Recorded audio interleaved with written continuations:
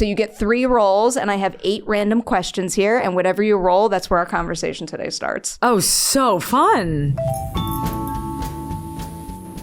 What does it say there? It says Ladies' Night. Ladies' Night. It's meant to look like Jurassic Park. It's Ladies' Night. My okay. favorite movie of all time. Favorite movie. That's a good one. Yeah. That's a good number 1. Okay, here we go. Number 8. This is my new favorite question, actually. It's everyday things. I want to know the seemingly small everyday thing that a human being does that is the most difficult to replicate on set as an actor. Oh, that's so good. That's so good. Okay. I feel like waking up is top of the list. It's really challenging, and I feel like so much of it is about how your face simply looks when you've been horizontal for 8 hours. That one's tough to nail, and I feel like you kind of have to almost try to like will yourself into a nap right before like action. That one's tough. What else is tough? Eating food. Ingesting a food. Very hard. Because it's kind of, anytime I'm eating on camera, I try to remind myself like I am eating food and I'm tasting it, but it's kind of like when you're like binge eating and don't even taste a food is how it feels when you're eating on camera. What's the best food you've ever eaten in a scene? Ooh. For the studio, I had to eat, I ate maybe like 27 burritos. And so many burritos that the prop guy, Andy, was like, I can start making these for you special because there's a lot of sour cream in these burritos and a lot of cheese and a lot of oil.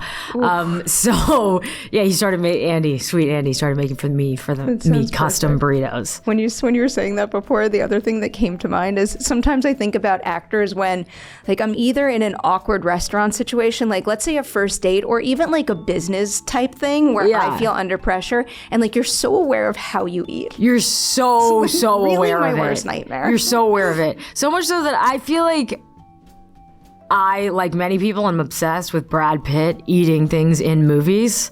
And I think I've made like a conscious effort to like really go to town on whatever I'm eating. It does as feel if like I would that's be the only way to do it. Kinda, yeah. Because otherwise, like, I don't think I'm a naturally beautiful eater, IRL.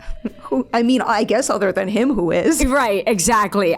So I'm like, just eat it like you're actually would be huffing down this burrito. Conversation definitely started in the right place. I've also found this sticky tack that keeps the door open. Oh, good. You found other tape, so I'll just stick that right there for now. Love it. All right, second roll in the tower. Second roll. All right, let's see what we're getting. Let's go. Number 4.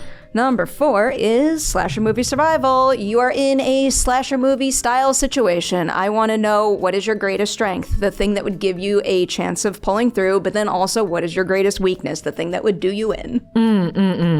Okay. I am weirdly good in emergency situations. Like if an ambulance needs to be called, I got mugged at knife point when I was in college. Yeah, it was crazy. And I outsmarted the perp by doing a little spin trick around him and then threatening to press an emergency light button. And I was like really calm, cool, and collected. I could have just given him my bag, but I didn't, which was really probably stupid. But I just feel like adrenaline kind of gets me going. I don't know why. I feel like I've taken a lot of EpiPens in my life because I have severe allergic reactions. So the epinephrine and adrenaline is like, I'm naturally suited to that. So I do think I'm like, I could kind of figure out a plan and have like very limited fear in the moment. Okay. That's a very important piece of this puzzle. It's very important. However, my weakness would definitely be like, if I had to like stab anybody or pull a trigger, I think, I don't know. I guess there's probably a superhuman strength that comes out during self-defense of that nature, but I'm pretty squeamish when it comes to that kind of thing. We all know how important that is in movies like I Know What You Did Last Summer and Scream. Exactly. Especially Scream, where you do the double tap. You gotta make sure it's right. Exactly. Okay. You gotta make sure. I feel like you have the better skill for just like general life, though. That one helps. That's the important thing. Yeah. All right, third and final roll in the tower here. Final roll. Here we go.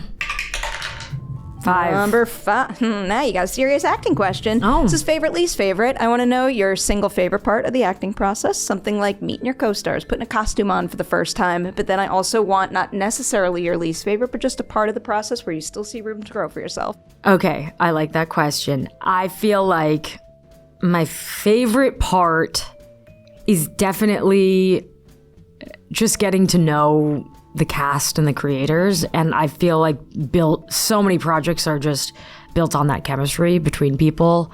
And like on this project, we got so close so fast. We were dropped in living in Australia, and we just were hanging out 24/7, and it's just so special. It's really like summer camp, and you just have bonds for life, and I think that's really special. That's the best. And least favorite, I would say I don't love the night before my first day of shooting on every project. I'm a disaster. I can't sleep. I'm like so in my head, and then I'm kind of tricking myself that I'm not in my head, that I'm not nervous, but I'm literally always nervous.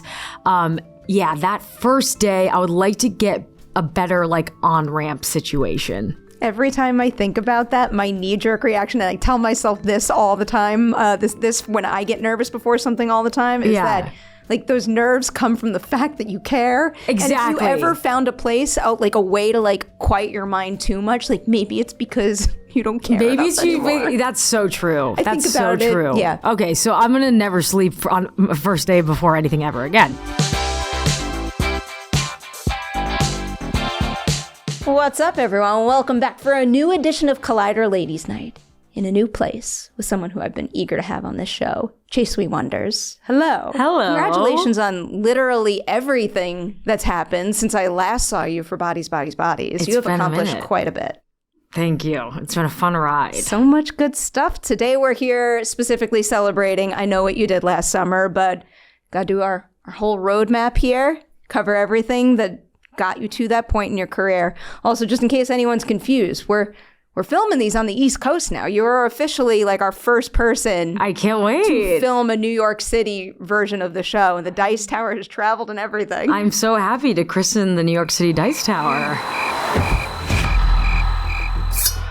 What is the movie you saw, the performance you saw, personal experience you had, whatever it may be, that first made you say to yourself, I absolutely have to be an actor? Okay. I mean, there are so many. Basically, my dad was a hoarder of the $5 Blockbuster DVD bin. So that would be the way to my heart. Like, he would just hand me those kind of every week. So big Blockbuster hits were really what I grew up on. And a lot of like B comedy movies. I mean, I wouldn't call them B, but some would. Austin Powers was what really did it for me. It's a classic, specifically The Spy Who Shagged Me, but Goldmember is also really good. But Mike Myers, his character acting is just phenomenal. And I think I was a really shy kid, and impersonating Fat Bastard to my brothers and sisters was what really got me out of my shell. And so, thank you, Mike.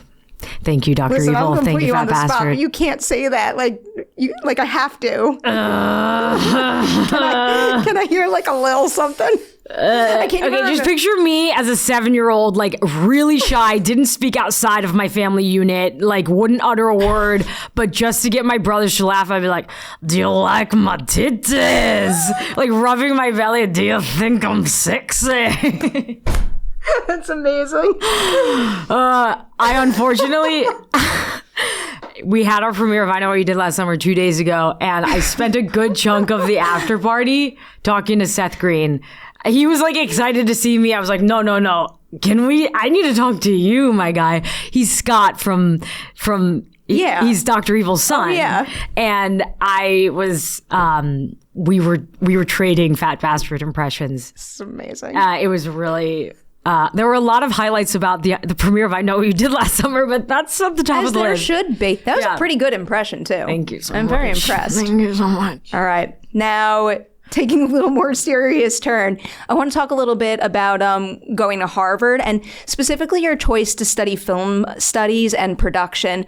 Why pursue that particular major? And is it safe to assume that initially you pictured yourself working behind the camera instead of in front of it? Yes, that is a solid assumption. I feel like I went to Harvard and I would say, you know, my parents are pretty traditional and they were, you know, we were very like a math and science minded family. And I think my idea was if you're going to go to Harvard, you got to study a hard science or econ or some sort of math. And so I was like, I should study astrophysics.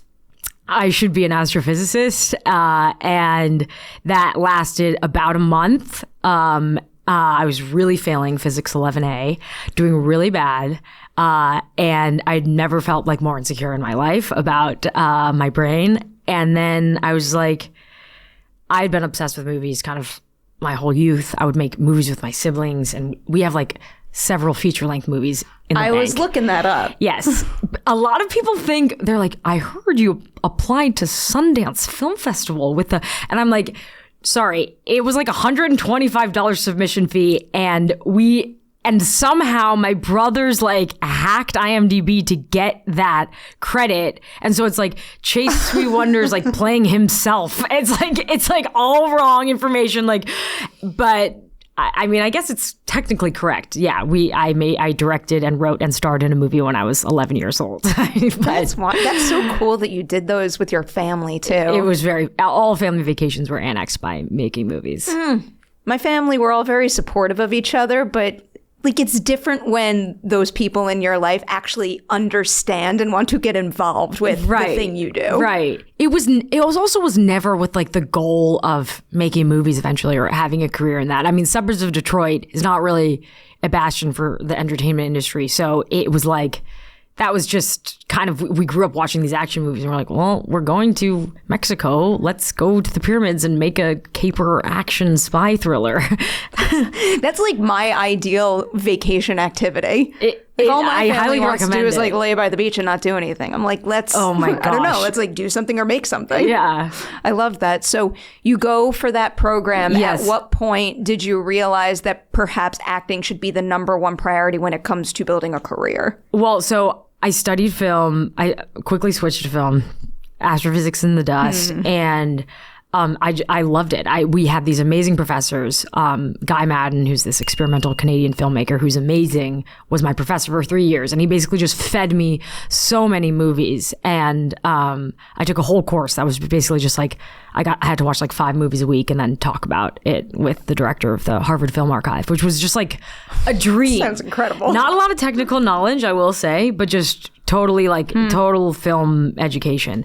And then it basically I had done plays growing up, and I had done some plays in college to little fanfare, according to the Harvard newspaper, who did not care for my performances. So I was a little like, why would anyone put themselves in front of the camera? It's so scary and it's so vulnerable, and I don't have thick enough skin.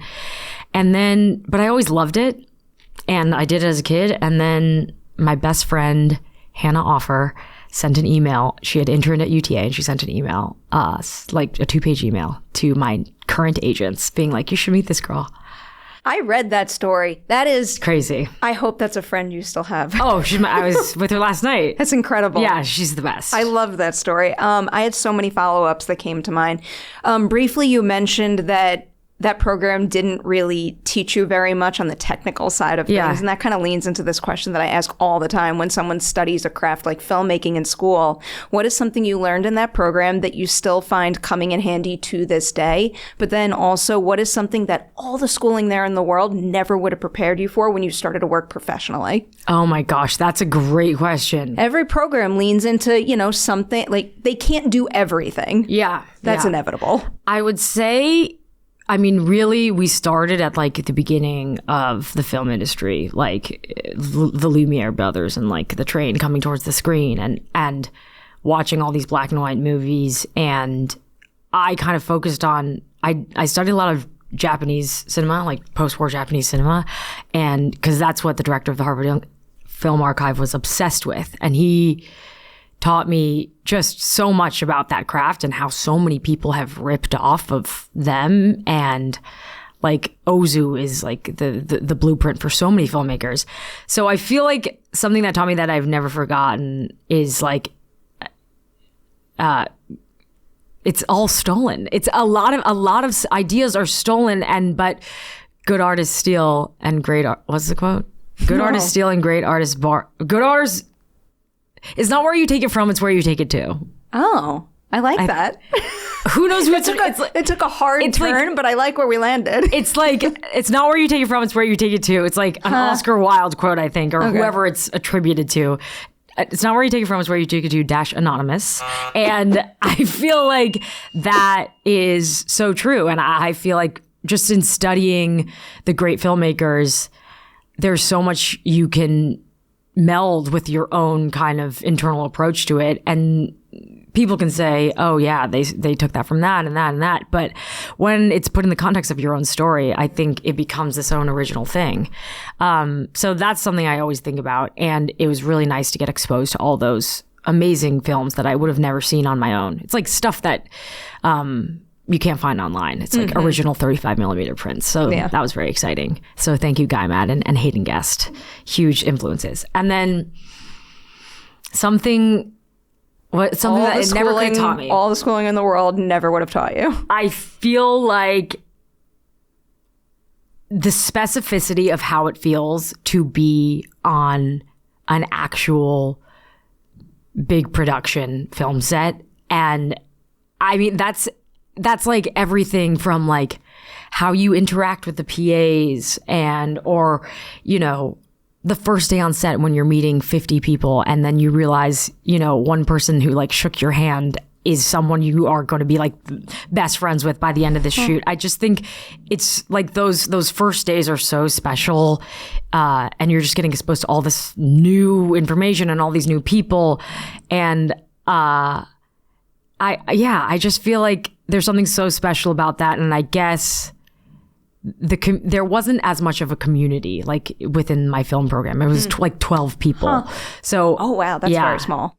I feel like it's such a team sport and it didn't have that component in my education really. Oh, interesting. Yeah. I mean, it's part of the reason why I asked the question, because every single film program out there focuses on something. Like, mine was much more so like community and make things together. Where did you go? I went to Columbia. Yeah, I feel like Columbia, USC, UCLA, all these film programs are so much like, get your classmates and go make your movie. And it doesn't have that same. My program didn't have. I learned very little about financing and law, though. Okay, there we go. But then I learned that through people who were better at it than I am, and now those people are my friends and part of my team. To be fair, I did not learn a single thing about financing and law. Every single step of the way, you learn more from all these experiences.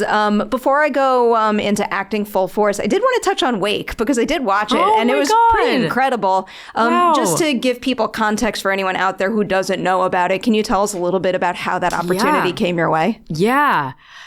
Wake is a short film that I directed. Margaret Zhang, who was working at Vogue China at the time, is just kind of this amazing catch-all woman who can really do it all. And she wanted to meet with me, and she was like, hey, I want to give you money to go out and make your short film, and as long as we kind of include some fashion pieces in it, I want you to have total freedom to do whatever you want, which was crazy. And really cool. It wasn't a lot of money, and we kind of like eked it out by the skin of our teeth. We shot it in a day and a half, but it was like one of the most euphoric day and a halves of my life. Can I assume that you want to direct more?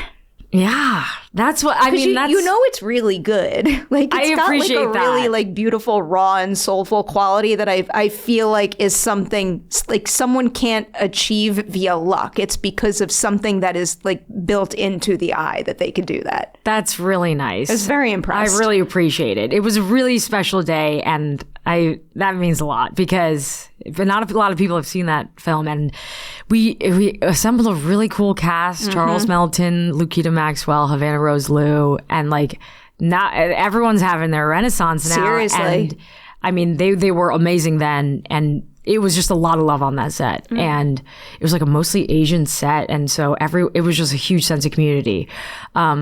But yeah, it was so fun. We got to film at the Carlisle, Kanji Village, like very New York institutions. Very impressed. Thank you. Teeter into acting with that. So that marked, I guess, the first time you've ever directed yourself as an actor as like a solo director. So is there anything about viewing your own craft as an actor from that vantage point that maybe helped you find something new in it? Definitely. I mean, all during college, I was like, I want to be a writer. I want to be a director. And I do think that actors are like babies in a little womb, and they're very precious. And that's what makes them so beautiful. But also, we can be babies. We can be absolute babies. And I think learning that obviously, everyone's there to shoot your face and your reaction, and it's kind of all riding on you in a sense, but also you're part of a much larger puzzle. And I do think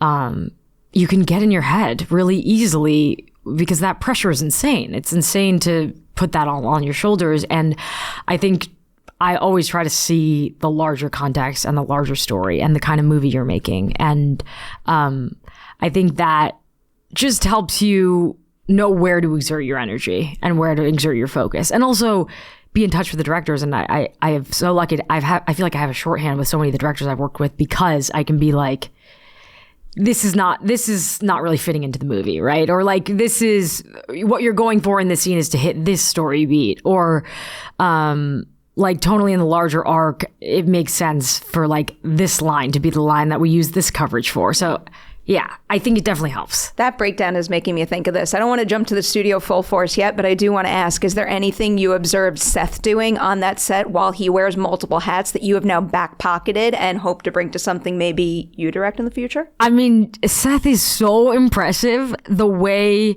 he works and the way his director brain is like firing on all cylinders.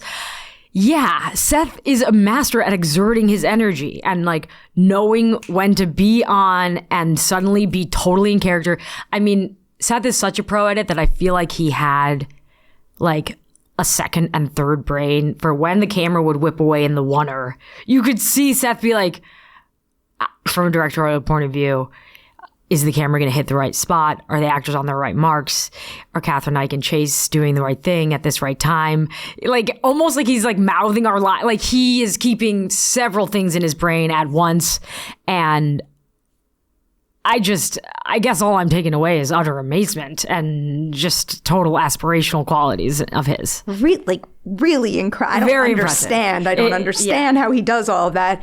Backtracking a little bit, I did want to make sure to ask this, because I feel like that period where you try to bridge the gap between college and working professionally is like one of the toughest times. And it's one of those periods where like you go into that phase of life with so many expectations and things often do not go to plan. So can you kind of walk me through how you pictured things going after college and then what actually happened, and if it was in line or if you had to kind of like go with the flow in a different direction? Oh, yeah.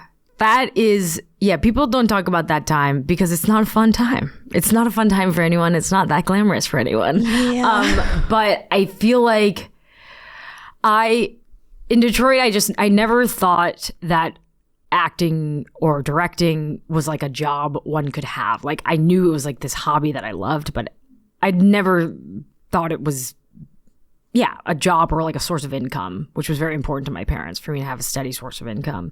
And so after college, kind of all my friends and my whole friend group got jobs, and they were kind of crushing it in various corporate jobs. And I had like zero structure, and I wasn't living in the same, I was in New York and most of them were in LA. And I felt like really down and just not, I felt like, why did I go to Harvard for 4 years to like try to pack up my dreams in a suitcase and like try to go to Hollywood? It felt really demoralizing.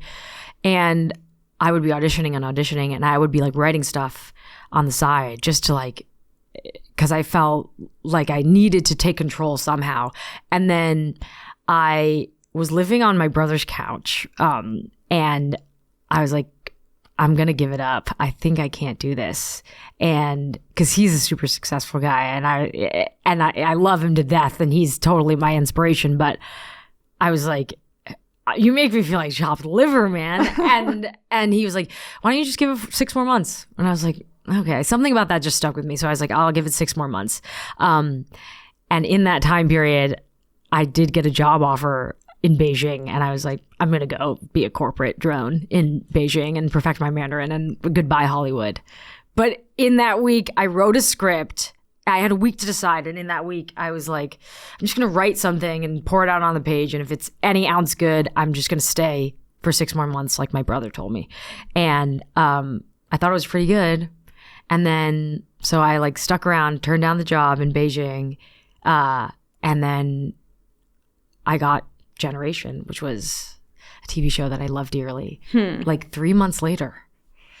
Crazy. So you have that show, and that leans into one of these next questions I jotted down because, you know, taking a bird's eye view of your filmography, and you brought this up when we were playing Dicey Questions earlier too, is so many of the things you've worked on have like top tier ensembles, like really special communities involved. And I don't know if you can kind of pinpoint a specific thing that signals a project will have that, but when you first decide whether or not you're going to take a gig, is there any quality you look for in the director or the leaders involved that signal like these are the types of people that will ensure I am surrounded by good vibes and good collaborators? Yeah, I mean, certainly. I feel like, I mean, it starts with a script, obviously, and if it's a good enough script, I feel like you can count on the team to assemble kind of off-type, non-stock actors to fill those roles. But I one of my first questions always when I take a project is, if I trust the director and love the director, that's great. Like I leave it in their hands. But if it's a new director or it's a, you know, the director hasn't done much that I've seen, I'm always like, who else is in it? And I do think that, I mean, with Generation, I just love those scripts. And I was so excited to see something about high schoolers that felt raw and real. And I didn't even know any of the other actors. And I think a lot of us were like unknowns, except for Justice Smith. And I just fell in love with the Barneses. Every single thing, just because you brought this up with Wake and how everybody is just like absolutely soaring right now. Like all these projects that I've jotted down, all of your co-stars, like in addition to you, are all over the place doing great things. It's pretty crazy. I mean, I guess it's a testament to the projects Testament to the projects, and it's a testament to like good, talented people ultimately finding each other and making good stuff together. Yeah. I think about that all the time. Yeah. And I'm still so close with like all those guys. I follow the large majority of them just about everywhere they go now. So wonderful groups, but turning that towards you a little, I'm a very big nerd for the variety of acting techniques out there. And when I say acting technique, it doesn't have to be something formal. It could be something you casually do. Okay. Can you tell me something that you have been doing when you're doing your work on set since day one? Just something that is kind of like part of your process, but then also tell me a new acting technique you've tried for the first time more recently. Wow. Okay. So I'm not a trained actor, and I do feel like I don't necessarily have any process. And that's part of the nerves, like going back to the day before, the nerves. I'm so scared because I'm like, what am I doing? What have I done? So I guess I do have, I think I use like memories. I use a lot of memories to just the essences of memories, whether it's fear I'm supposed to be feeling, or sadness, or loneliness, or happiness, or joy. I do kind of like, I feel like there are like flashes of different memories throughout my life. Whatever technique, there's probably a technical term for that. But I do think that is something that I always kind of go back to. Music is a big one. I love listening to music to get in a headspace. I feel like I guess I have like a tick before the cameras start rolling. And I notice this on the studio, especially because Quinn is a freaking psychopath and is like jacked to the tits at 24/7. I feel like she's like she's like gunning. She's like gunning at all times. And I feel like I would like kind of shake a little bit or like just like a crazy, probably really primal looking like shake before every take. I noticed that I would do that. So yeah, I get that. She's a character that's like vibrating every single minute that she's on screen. Yeah. The show kind of demands it. I'll lean into that one a little hardcore now. First thing I want to ask you about with that is Quinn's entire look, because I mean, like, it's iconic. Like, you obviously command the screen in the role, but the second you are on screen, like, I immediately can't forget you and get a sense of who she is, because the hair and costume choices are just so incredibly specific. So here's how I'll get at that. When you first got the role and looked at the scripts, what did you picture her looking like, and how does that compare to this final look that you were ultimately presented with? Oh my God. That is such a good question. I feel like I knew I wanted her to be a sort of like putting on the big pants and the big suit to have a seat at the boys' table and sort of dress like a man, like in an effort to kind of elbow her way in to this like big dog environment, and also dress a lot older than she was in order to be taken seriously. So I think that was always big. And like, kitten heels. Like, I just imagined her like clacking around in her kitten heels, just as like a sense of power. So I kind of always saw that. And then I had cut my hair, and I talked to Vanessa Price, the head of the hair department, who just got nominated for an Emmy. We love that, as did Cami, our costume designer. And that it was very collaborative between Vanessa and Georgie, our makeup department, and Cami, in terms of just like kind of making her into this, having like a carapace of like steel around her, like it's like her armor. We always talked about her armor. And so we had this awesome wig with a very blunt bob. And I feel like the bob is like not sexy. And like Quinn is just, she's not sexy. She's not focused on sex. She's not concerned about it. She just, I feel like the sleekness of the bob makes it so that it's just like no nonsense. Armor's the perfect way to describe it. That's exactly what I feel when I see her. Yeah.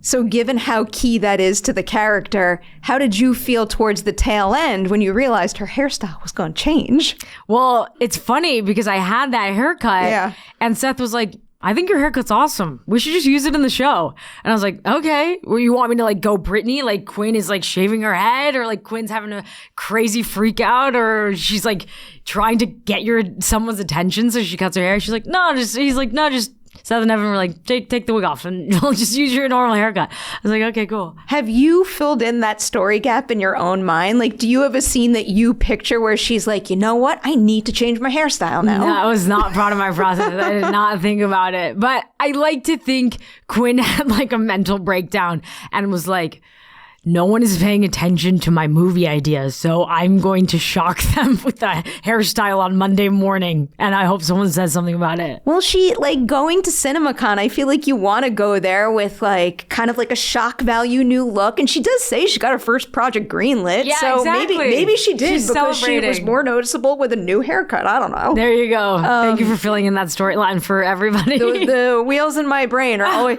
I don't know if it's anything valuable, which is why I sit in this seat and other people sit in those seats, but I just can't stop thinking about it. I did want to ask about filming those incredible oneers, and I could sit here and break down that stuff with you all day long. We do not have that kind of time, so I'm going to ask this specific question. Is there any particular oneer in the show that has a specific maneuver that was most difficult for you to hit? Oh, man. I feel like there's a bajillion answers to that question. There are so many. I think the staircase was... We all got our steps in so much. Basically, the camera and Mark are there are so many. Oh my God, there are literally so many. I gotta shout out Mark, our cameraman, because he is built like an absolute fortress. He is jacked, and he was so focused on character and story. And basically, in the office room, and they've released some behind the scenes clips. There is a panel in the middle of the table that lifts out so that Mark gets in there and films us all whipping around the table. And sometimes we're going around the table, around Mark, around our dolly grips. Chris is doing worms underneath us. And so often that I feel like the dolly grips and Mark and the camera department really felt like part of the scene. Like we were oftentimes delivering a line to Kathryn, Hahn and Ike. And then we're kind of whispering, miming to our dolly grips to see where we have to go, between the scenes. I feel like in and around that office was particularly crazy. Incredible. And then Vegas, Mark, I rewatched those episodes before I came here today. Wait, I have actually a big one. Let's hear it. I need to make a public apology to Mark, our cameraman, because I ran him into a set of trash cans. Because it was there were so many jokes about Chase, you sure you can drive this golf cart as fast as we need you to drive? And I was like, yes, I got it. And then we saddle Mark up, the safety crew is all there. And thank God I was going really slow. I was going under 5 mph, okay? And I was so locked in with Seth that I ran Mark into some trash cans. It was really scary for a flash, but everyone was okay, and we all had a good laugh. But that was probably the most technically traumatizing. As long as everyone's okay. As long as everyone's okay. Just exceptional work in that respect. Before I go into I Know What You Did Last Summer, I'll ask one more the studio question, because you guys have the go-ahead for a second season. It's wonderful. I cannot wait to see more.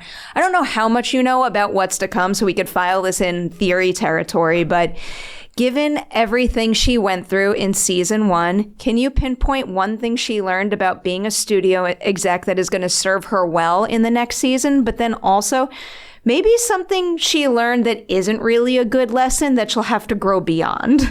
Totally. Absolutely. I feel like she learned that you shouldn't do drugs around your boss. Yes. I don't think she'll obey that. In fact, I'm sure she won't. But that's an important lesson that everyone should learn. Mm-hmm. Don't do drugs around your superiors. And I think I do feel like earning her stripes. It was kind of, the season was about for Quinn really developing a sense of patience and having to kind of pay your dues. But again, I don't think she's going to obey that either. And that's part of the fun of it. Quinn is the most impatient, psychotic person ever. So there are all these cautionary tales built in, to the season. But yeah, I don't see her sticking to those. She's too impatient and too much of a bug out. Incredible how a show could stress me out so much, but I want all those feelings back ASAP. Oh my God. Really something else. All right. I Know What You Did Last Summer. First thing I wanted to ask was a character question about Ava. I don't know how much backstory work you like to do for your roles, but one particular thing at the start I was really curious about is, have you figured out why among her group of friends, she is really the only one who is willing to stop and help the person who veered off the road? What is something about her past that maybe speaks to why she will do that, but nobody else will? That's a great question. Why did no one think it was a good idea to call the cops? Wait, am I giving spoilers? Does this come out? Everyone knows that's the beginning of I Know What You Did Last Summer 2 times true. now. This is true. Fair. This is fair. I think that she, this will come out after the movie's This is going to come right? out after. If you want to raise the spoiler warning right now, we certainly can. It's a bit of a spoiler warning. Okay. But I also think fans would like to know. I do think she lost her mom, and I think that kind of situation just really changes you and kind of just washes your moral compass of any sort of doubts about what to do in situations like that. And she kind of comes from a different background than the rest of the characters in terms of a socioeconomic background. And she's more matched with, I don't want to get into too many spoilers. But we'll get there. Okay. We will get there. I feel like that's not even a spoiler, what I just said. But I do think, losing her mom has given her this real moral compass. And I think she's kind of like an all-American girl. And I think there's like a sense of naivete that she has. I think she's still, at the beginning of the movie, really bright-eyed and bushy-tailed about the world and optimistic about the world. And I think that's why she's like, guys, what are we doing? Call 911. She was the smartest person on the road that night. If they only just listened to her. I don't know about smartest, but maybe just like least clouded by, just, I think the rest of the characters think we can cover this up. Like there's a way for us to cover it up, and there's a way for our parents to get involved to make it seem like we were never here. Sometimes I just want to reach into a movie and like shake them and be like, that's the wrong thing to do. Mm-hmm. But if they don't make those bad decisions, I don't get a movie to watch. So you know what? Keep making bad decisions. Keep making bad decisions all day long. I want to make sure to highlight your ensemble. So again, I love wonderful ensembles that I can follow to every other project they do after a movie. And I also love all the different acting techniques people lean on. Mm-hmm. Can you maybe tell me one thing about each of your co-stars in this movie and their approach to their work that makes them unique and maybe speaks to why their character feels so uniquely them? I love this question because it's true. Each character has so many isms of all of these actors. Okay, this is a great question. Jonah Hauer-King. What a guy. I love that guy. I actually was supposed to hang out with him earlier today, but then I had to get ready for this. So sorry, Jonah. But ladies' night, really Jonah. Nice, he's lovely. I met him for the first time at South by, and he's great. He's great. Made a great movie there. Lovely individual. One day, maybe we can open the door to the Collider interview studio for a different kind of conversation. Okay. Jonah is so smart and just very, very keen in terms of how he approaches his character, and also is really thoughtful and thorough about backstory. And we would have a lot of conversations about Milo and Ava and them being these high school sweethearts and kind of where they came from in their journey. I love his approach to backstory and how he thinks about his characters and the integrity that he approaches his characters with. Also, he's so funny. He would crack me up so hard between every take. So I really thank him for that. And on a horror movie, you got to keep some levity. So it's an important quality. Tyreek Withers. Tyreek is a stud. He's an absolute stud, a total hunk, and such a sweet, sweet guy. And his acting process was so fun and refreshing to see because he's so raw, and that so comes through on camera. And he also is the king of an ad lib. He's got great ad libs, and he would ask for additional takes and then just wow everybody with like the weird spin and many of them ended up in our movie. So that I love. Just, he's so dropped into the scene and so present. Madeline Klein, Miss Madeline Klein. You two together? I love her. Someone was asking me recently from the studio, because we talk about it after we see the movie. They're like, what's like one of the highlights of the movie for you? I'm like your vibe together. Oh my God. I just want to see a whole sitcom with the two of you or something. I want to work with her again and again. There's one scene in particular that we have together that maybe this is embarrassing, but I cry every time watching that scene between us because it just hits home so hard and it feels so pure. And so, I think that scene just captures female friendship so well. And I love her. She is so talented, and so her eyes are like so powerful, her gaze. And I mean, she has it in real life too. And when you're in a scene with her, there's something that happens with her eyes that they kind of like morph, even though they look they visually look the same. But yeah, she's very dropped in, and it's so easy to play off of her. Also, another riff queen. She's so good at ad-libbing and will come up with like crazy alts, and a lot of them also made it into the movie. So yeah, love her to death. Sarah Pigeon. Sarah Pigeon was my friend we were 11 years old. We did community theater together. I was reading that. That's wild. She's so something else. Never mind. I'm not going to say what I'm going to say in a couple minutes. Okay. Then I will blurt it out. Okay. Keep going. She is a powerhouse. She's a powerhouse and a half. I think she's such a talent. And I mean, I recognized it in early days at the Birmingham Community House. And she like kind of rose the ranks of the theater community, and I was kind of stuck in chorus, but we became buds. There's video footage of us like talking on the side. Wasn't she just on Broadway or something? She was just in Stereophonic. Jeez. And that's when we had our reunion. I went to Stereophonic and I sent her a message being like, hey, I haven't talked to you in 15 years, but I'm going to see your play tonight. And I actually knew Juliana, her co-star, Juliana Canfield, and I saw her backstage and I was like, hi. And then 2 weeks later, I was like, so we're doing I Know What You Did Last Summer together, which was awesome. That's so cool. I know. But she's just, I can't say enough good things about her acting style. And we lived together. So we would like practice the scenes together. And yeah, she's amazing. I'm going to squeeze in one more question before I go right back to the point I wanted to make before. Yeah.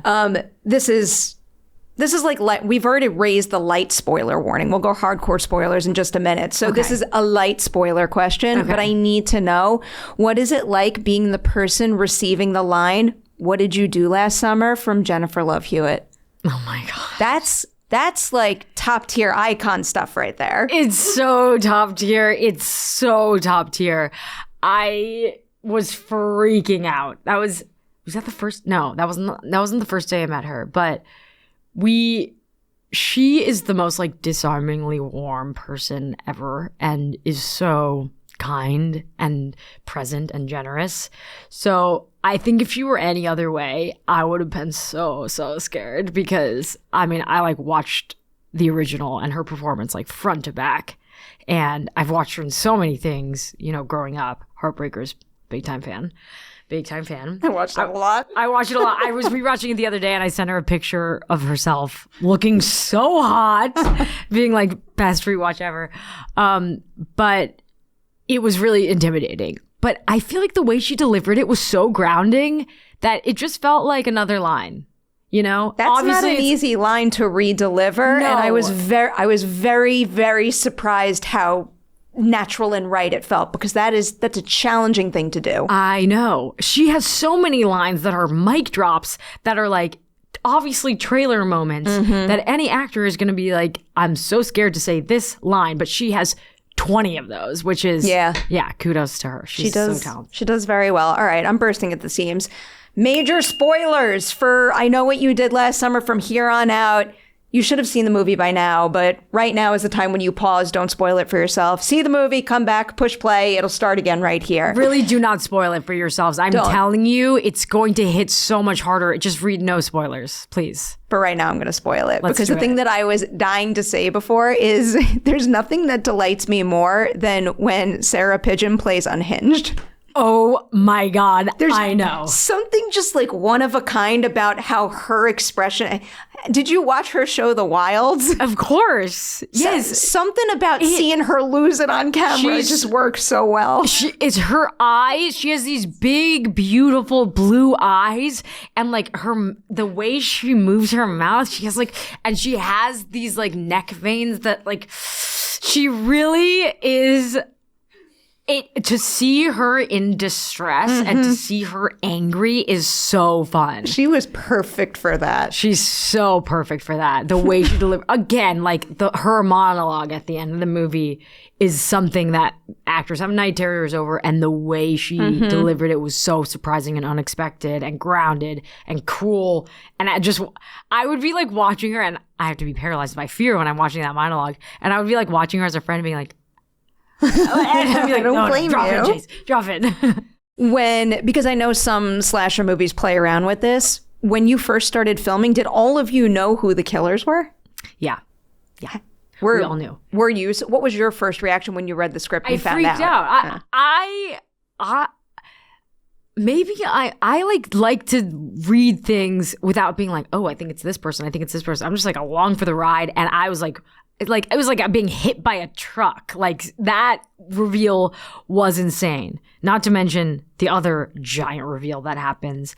It's just like turning it on its head. But The last couple of minutes of your movie has a lot of reveals. It's like the most twisty, turny thing ever. It's like total whiplash. But I think we all got the script, but I think a lot of the crew got dummy sides because we were worried about. You got to be careful with that kind of stuff. I understand that. Yeah. We have to wrap soon, so I'll squeeze in one big scene question first, and then I want to ask another character question because there's a line that's like stuck in my mind. But big set piece question first. I want to talk about all the set pieces, but we can't. So I'm going to say it this way. Of all of the big horror movie set pieces you have to do in this movie, going into filming, which of the bunch did you think was going to be the toughest for you? And ultimately, was that one the toughest, or did a different one catch you by surprise? I think all of the fight scenes I was really nervous about, but also excited about. But I was like, I've never done that level of action sequence before. I was like, should I hit the gym? Like, what should I be doing? But those ended up being so fun because we had amazing stunt people and amazing trainers that helped us like really nail it. I think what I did not anticipate was the amount of screaming that I had to sustain for a lot of the movie. I lost my voice. I lost my voice screaming at Freddie Prinze Jr. On camera. I would never scream at him in real life. Jennifer Love Hewitt tells you, what did you do last summer? And then you fight Freddie Prinze Jr. Like what is this? Insane. It was. I was so, those days of filming were, it was like pinch me every single day. And Freddie was so funny. He's like, go for it. He's the best. Actually, go for it. He's the best. I love him so much. Good dude. Such a great guy. Good dude right there. Yes. All right. Here's the line. I love this line. It's another one that kind of leans into, I don't know, maybe backstory or filling in some of the story gaps on your own. But at the very end of the movie, you have a line that says, she must have been in so much pain to do this. After everything that she went through, what do you think it is about her that makes her stop and think about the other person that inflicted all of that pain in that moment? I think it's like, I think Ava's got a high emotional and social EQ, and I think that is kind of the crux of it. I mean, it's any person, hurt people. Is the sad truth. And I do think behind every person like being mean or saying something or acting weird towards you or being cold towards you, I think it happens like every day, is some version of an insecurity or some sort of trauma they experienced. And yeah, I think that line is just Ava trying to make sense of the chaos that ensued. Something about the warmth and like the understanding in that line that I feel like I wasn't expecting in the moment, but I kind of needed it. Yeah. I don't know. Hard thing to explain. It contextualizes it all. And I do think, it grounds it in the reality of crazy people. Oh, something else. All right, we've hit the last question of ladies' night. Okay. Could have kept you here for forever. I'm not allowed to. So fun. You have to come back soon because I have a million questions that I didn't get to. But my gosh. Every ladies' night ends with this particular question. Okay. In film and television, we give each other awards. That's wonderful. We should keep doing that. Nobody in this business tells themselves good job as much as they should. So I want to know something you accomplished making I Know What You Did Last Summer that you know you are always going to be able to look back on and say, you know what? I'm really proud of what I did there. Wow. Oh, that's really nice. That's really nice. Oh,